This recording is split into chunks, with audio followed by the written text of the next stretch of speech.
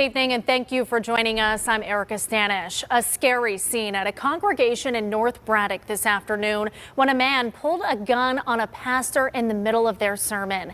And right now, police are searching the home of that suspect. Our Ricky Sayer is live in North Braddock with new details from police. Ricky, what can you tell us? Just moments ago, we learned from Allegheny County Police that a man was found shot and killed in one of the homes behind me today. Now, this has been a very emotional scene, and police are still investigating. You can see the crime scene tape that is up. We spoke with a neighbor just a few minutes ago, and they told us that they heard gunshots around 10 this morning. They say the person you're about to see in the video at the church holding the gun is the same person who lives in one of these homes. We'll warn you that you may find some of the video you're about to see disturbing. It happened in an instant. An instant where Pastor Glenn Germany found himself staring down the barrel of a gun. It was like, this is not happening. Yet somehow it was, but no shot was fired. And I thank God because only God stopped and jammed his gun. Church Deacon Clarence McAllister tackled the man. That's how the mind reacts. You know what I mean? There's something that needed to be done, and I jumped up there and handled my business. He's a hero. I gotta give God thanks for giving me the courage to do what I did.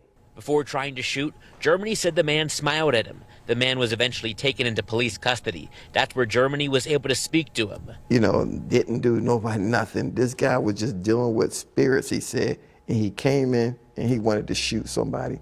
Germany says he could tell the man faces mental illness. Police say they arrested Bernard Jr. Polite. These are the words he used. He said, "You ducked a taco today." That's what he told me.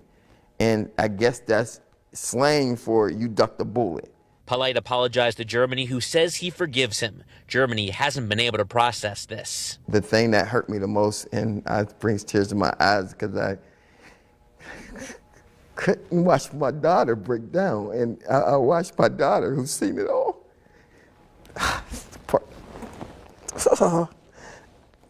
His 14-year-old daughter was sitting among the pews. But I still had to be strong because I had to be strong for her. But I couldn't take it.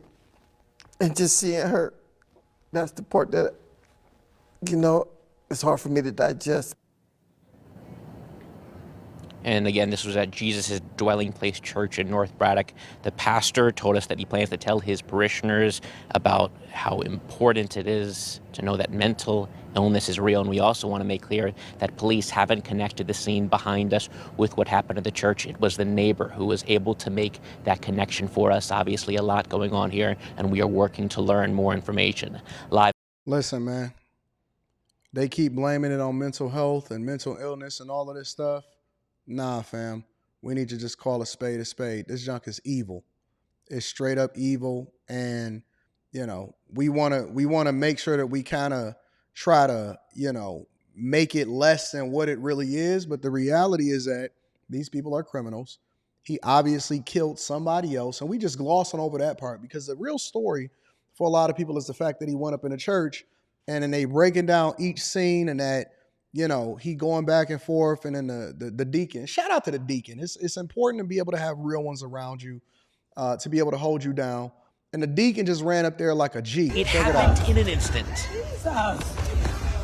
Deacon is the man. Deacon ain't messing around. Deacon dove right up there, and I said it during the Millionaire Morning Show, that all heroes don't wear capes. But so much to decipher through this. Number one, I seen another video where, you know, because I had looked at another video where the pastor did an interview and he did a deeper breakdown.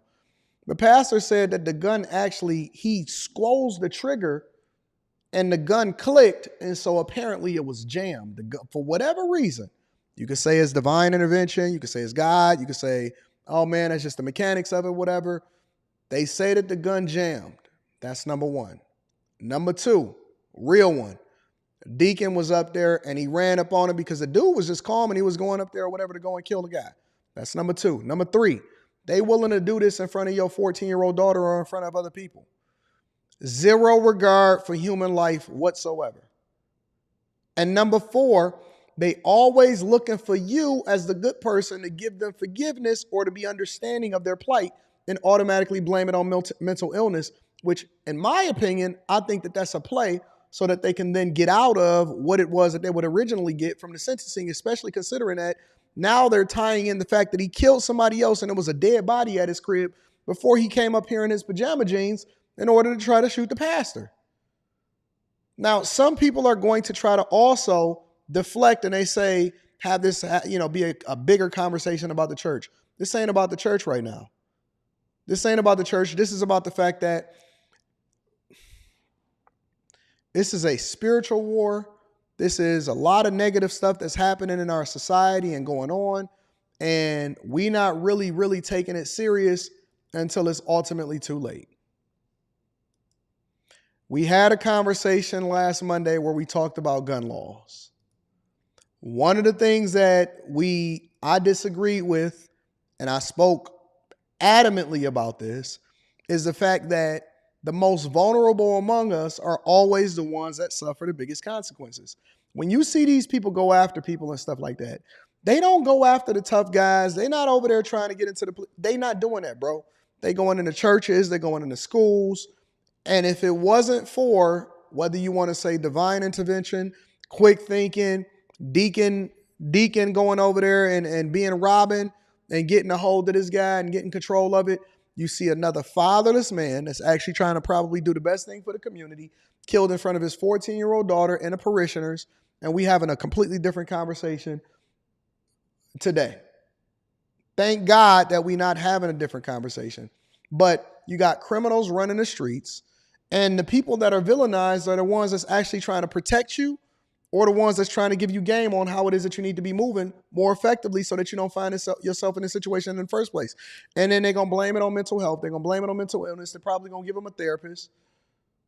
They want to defund the police. Our culture is broken. Everything that's happening within our culture is absolutely the worst thing for us. And we don't want to have that uncomfortable conversation and be real with ourselves and say, hey, man, we need to be moving a little bit differently. They're going to deep dive into his background and they're going to try to understand him and stuff. Man, this is crazy, bro. It's crazy. But I'm curious as to what you guys think. I know that a lot of people probably going to have differing opinions. And largely, it's just based off of the fact that we are a divided society. We got different views on everything, different political views, different views on what we think is spirituality. I also do think, and let me just add this in there, I do think that this is demonic. Regardless of how y'all want to blame this on mental health, it still doesn't absolve you from being responsible for killing somebody and then attempting to killing somebody else. I know that y'all don't believe and it's not a thing for y'all, but I'm telling you, you warn against principalities, and righteousness is now under attack. So much so to where right is wrong and wrong is right. Now take that to mean what you want it to mean, however you want to play it. But the reality is that I think that it's bad out here. It's going to get worse. And, it's the most vulnerable among us that's getting attacked. And people don't care until it's them. You don't care until it's you. You don't care until it's on your doorstep. And then you want to start having a deeper conversation. I love you guys. I appreciate y'all. Can't wait to read y'all comments. Make sure y'all tap into the Patreon. Link is in the description. And Q show tonight. We getting it popping. I love y'all. I'm going to talk to y'all later. Protect yourself. Protect yourself. Protect your family. Protect your loved ones. Be very careful. If you can, strap up. And I know I was about to end it, but I'm just saying this last thing. They want to put tougher gun laws, and they want to make it more difficult for you to be able to protect yourself. These guys were completely unarmed, and if it wasn't for the gun jamming, everybody getting hit. Everybody suffering. Going the same way as whoever it was, the body that they found inside of his crib. I'll holler at y'all later. Peace.